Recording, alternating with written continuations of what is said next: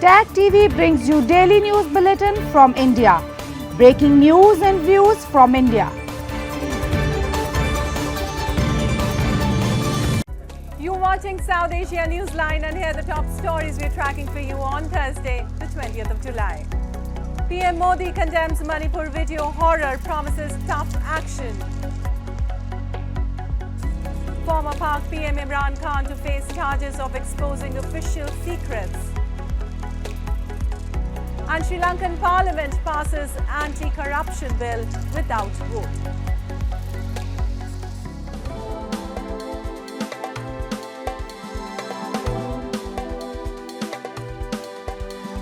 And now for all the details. Indian Prime Minister Narendra Modi on Thursday condemned the alleged sexual assault of women in Manipur as shameful and promised tough action. His first comments on ethnic clashes in the northeastern state, which have killed more than 100 people. The remarks from PM Modi ahead of the Parliament's monsoon session came after a 2-month-old video surfaced on social media purporting to show 2 women paraded naked on a street in violence-hit Manipur. PM Modi said whatever has happened with the daughters of Manipur will never be forgiven and no culprit will be spared. आज जब मैं आपके बीच आया हूं, इस लोकतंत्र के मंदिर के पास खड़ा हूं, तब मेरा हृदय पीड़ा से भरा हुआ है, क्रोध से भरा हुआ है। मणिपुर की जो घटना सामने आई है, किसी भी सभ्य समाज के लिए ये शर्मसार करने वाली घटना है। कानून अपनी पूरी शक्ति से, पूरी सख्ती से एक के बाद एक कदम उठाएगा। मणिपुर की इन बेटियों के साथ जो हुआ है, इसको कभी माफ नहीं किया जा सकता है। Meanwhile, the first day of the monsoon session began on a stormy note as opposition lawmakers demanded the Prime Minister to make a statement in the Parliament and hold a discussion over the Manipur issue, terming it non-negotiable. Manipur is burning and the women are raped and naked, paraded, everything, and Prime Minister is keeping quiet. And the government, however, said it will discuss the matter and the Home Minister will make a statement, but the Speaker should decide the date for discussion. Following the impasse and ruckus, both houses were adjourned for the day. Moving on, heavy rains have continued to wreak havoc in parts of India and Pakistan, killing dozens of people in incidents of flooding and landslides since the beginning of the monsoon season. A report.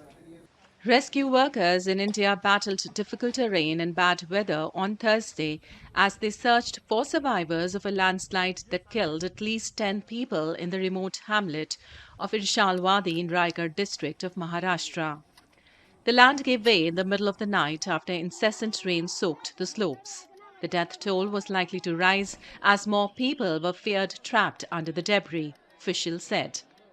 Meanwhile, 5 deaths were also reported in Jammu and Kashmir's Katwa district due to multiple landslides. Flash floods, landslides and accidents caused by heavy rain have killed more than 100 people in India since the onset of the monsoon season on June 1st. जो एक बड़ी दुखद घटना हुई है वो बनी में हमारे, क्योंकि भारी बरसात थी उसके कारण बहुत सारे मल्टीपल लोकेशन पे लैंडस्लाइड हुए हैं और कई जगह पे ज़मीन भी धंसी है पानी के कारण। इन लैंडस्लाइड्स में जो कंफर्म्ड रिपोर्ट है 5 लोगों की मौत हुई है। The situation has been similar in Pakistan. On Wednesday, at least 11 construction workers were killed when a wall collapsed on their camp as incessant rain pummeled the outskirts of Islamabad. According to the Weather Office, Islamabad received over 200 millimeters of rainfall during the last 24 hours. So far, the deaths that are confirmed are 11 deaths, while 5 people have been injured. The wall collapsed due to accumulation of water. The base of the wall got softened, because of which the wall collapsed, and an inquiry will be set where we will find out as to why the construction company did not provide an appropriate tenting or living system for the labour force. Moving on, Pakistan's former Prime Minister Imran Khan will face criminal proceedings on charges of exposing official secrets, Interior Minister Rana Sanaullah said on Wednesday. The development came after Khan's former principal secretary testified in a court that a US diplomatic encrypted letter was manipulated by the former premier to serve his political goals. Reacting to the accusation, Imran Khan has said the charges against him is a feverish attempt to implicate him in any case and get him disqualified ahead of the elections. He said this has instead provided him an opportunity to expose the cipher drama. Imran Khan, who was ousted from the top office after failing a vote of confidence in April 2022, had claimed his ouster was orchestrated by Washington. However, the US has repeatedly said Khan's allegations are baseless and unfounded. The Swedish Committee for Afghanistan, in a statement on Wednesday, said it has paused some of its operations in response to Taliban's order halting Swedish activities in the country. The Taliban administration had last week said all activities by Sweden in Afghanistan must stop due to a burning of a Quran in Stockholm last month, which has caused outrage in the Muslim countries. Protests also erupted across Pakistan, Iran and other Islamic countries against the incident, with protesters demanding boycott of diplomatic ties with Sweden. The UN Human Rights Council also recently approved a disputed resolution on religious hatred in the wake of the Quran burning, prompting concern by Western states who say it challenges long-held practices in rights protection. The Swedish Foreign Ministry has condemned the burning of the holy book and said these actions do not reflect the views of the Swedish government in any way. Moving on, Sri Lanka's parliament on Wednesday approved an anti-corruption bill aimed at improving governance in the crisis-hit country and meeting requirements linked to a $2.9 billion IMF bailout. The legislation was passed without a vote in the 225-member parliament. Speaker Mahendra Yappa Abeyewardena told the lawmakers that the bill is passed with amendments which will increase the powers and resources allocated to the Bribery and Corruption Commission. Sri Lanka's economy nosedived after a severe foreign exchange crunch last year forced the island to default on its foreign debt, leading to soaring inflation and a rapid depreciation in its currency. But the country's fortunes have improved after it locked down the IMF program in March. And Bangladesh's Foreign Minister Abdul Momen on Thursday lashed at the joint statement by foreign missions in Bangladesh over the assault of an independent candidate in parliamentary by-elections, local media reported. In a joint statement, 13 foreign missions, including the US, UK, Canada and European Union, have denounced the attack and asked Dhaka to ensure fair and peaceful process in the upcoming general elections.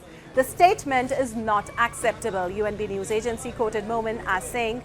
He said Western countries create noises only when something happens in Bangladesh, but remain silent when similar things happen in France, US or elsewhere.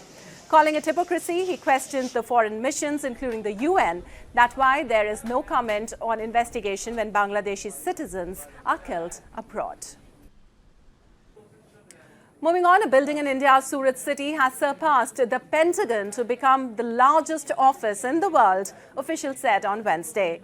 The Surat Diamond Bourse, which is spread over 6.7 million square feet, is a diamond trading center consisting of 9 towers of 15 floors that will be housing more than 4,500 offices. It will also have facilities like banks and restaurants. Its functioning is expected to begin from November this year.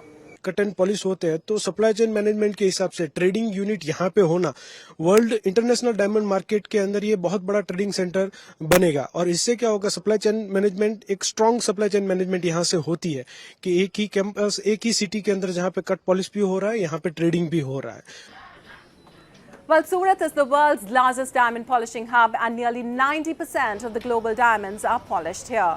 The city houses nearly 10,000 diamond units, accommodating polishing as well as cutting off the stone, according to India's Gems and Jewellery Export Promotion Council. Well, that's all in tonight's edition. We'll see you same time tomorrow. Good night.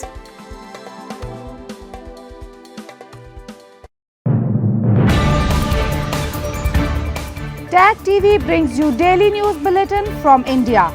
Breaking news and views from India.